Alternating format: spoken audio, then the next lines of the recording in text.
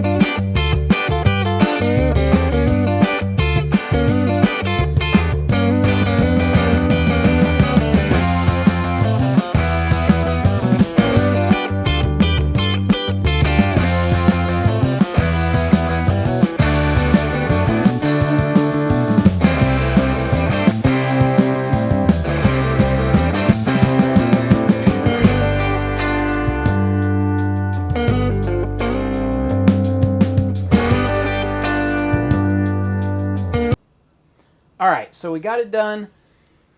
I'm not completely happy with it, but I'll probably make some more corrections as we go. I'll take you in here, get a closer look. We can open the fences or open the gates up. Take a look, move the tractors back and forth, and yeah, see what we can do. In the future, I might do another update once I get a little bit more time to mess with it and smooth out the edges, because it's kind of just roughed in, and yeah, let's take a look. Alright, we're going to come over the top of the barn here and the silos. We've been using the Kubota tractor here. So we've got our little ramp there. I know it's not much of a overall kind of complete farm update, but it's something that's been needed for a while. And I see a couple pieces that just aren't wanting to stick down. What I need to do is kind of smooth out these edges, especially over here, just to make it blend a little bit better. I think I'm good on the sides. I might even take some of these out. I like doing this with a little bit more color texture, because just one color is not realistic. I know that. I don't know why I did that, trying to use big pieces just to make it go fast. And yeah, as I was building, I was kind of realizing it on this side, it looks way better than the other side. So our gates there. I'll show you how I made these gates.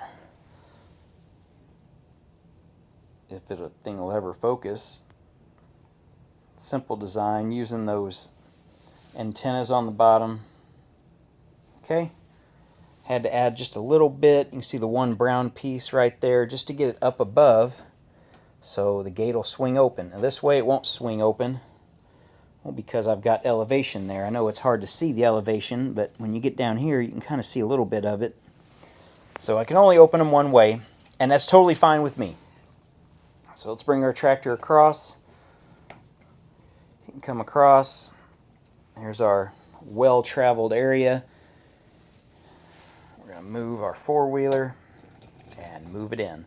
Now, the one thing, yes, I know, there is a hard line right there. The only reason I didn't just kind of add a little bit of,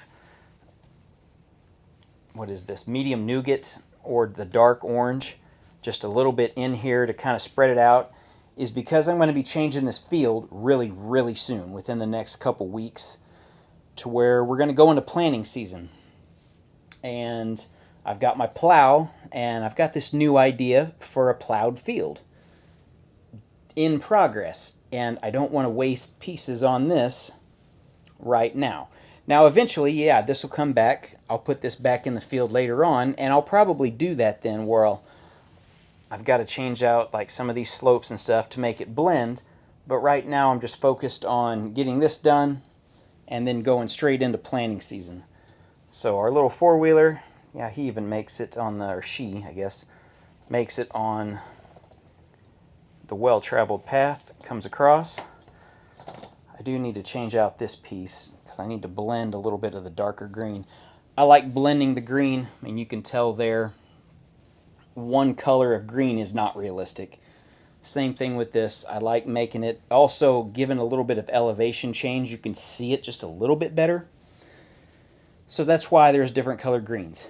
If Lego would make another one or two greens that you could use in the field that weren't like those over there, like the, what color is that? Sand green. That's like the only other color green, or this color, like the olive green, which you're not really going to use in a flourishing, active summer field. So you're really just stuck with bright green and regular green, or what one's called earth green or something on the Lego website, which is different than Bricklink when you're trying to look up pieces. I think one's earth green, I don't even know. So anyway, thanks for watching, everyone. We got this done. We'll get our gates closed. Stay tuned for another farm update coming out fairly soon. We'll change this up. We'll get all the hay bales put over there up against the mountain. Get our equipment out. Get our other equipment in to start planting season, because, yeah, corn season's, corn's getting pretty tall around here where I live in Missouri. It's not anywhere mature enough, but it is getting fairly tall above my head, so... All right. Thanks for watching, and we'll see you in the next one.